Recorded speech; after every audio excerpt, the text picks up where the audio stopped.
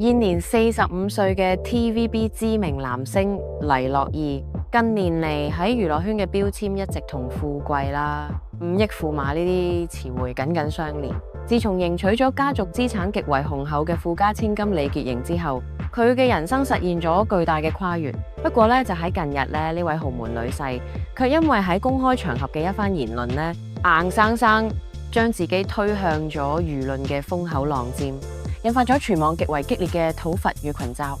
日前黎諾懿受邀出席公開活動，喺接受傳媒訪問嘅時候，罕見地分享咗同妻子喺育兒理念上嘅嚴重分歧。佢直言自己其實一直覺得讀書冇乜用。佢同妻子目前育有9歲嘅大仔同4歲嘅細仔。佢坦言喺屋企自己絕對唔係嚴父，平時更傾向於陪仔肆意玩樂。大太太嘅觀念卻完全相反，堅持孩子現階段必須專注學業。為咗助證自己嘅閱讀無用論，黎諾懿甚至搬離咗人工智慧。佢向媒體解釋，再過20年等小朋友長大，社會嘅電腦技術肯定發達到難以想象，死記硬背嘅嘢根本唔需要再學。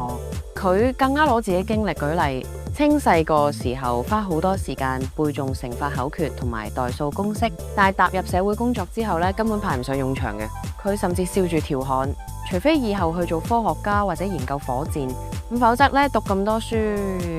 亦都係白費力氣。呢番言論一經社群媒體傳播，即刻引發軒然大波，評論區火藥味十足，更有網民犀利反問：一般人去街市買餸咧，算賬要用到乘法口訣㗎，做生意收錢都要計數，唔通呢位5億駙馬平常買嘢已經豪氣到完全唔需要睇價錢嘅地步啦咩？經歷咗娛樂圈嘅浮沉，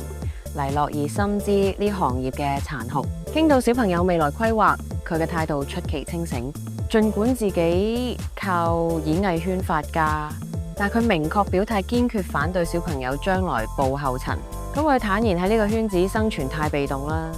每日幾乎都係喺度等待中度過，等通告、等劇本、等監製賞識。佢認為男孩絕對唔該把命運交託喺被動嘅等待上。咁至於讀書嘅爭議呢，佢最後都無奈表示，為咗家庭和睦，最後仲係會乖乖向老婆妥協。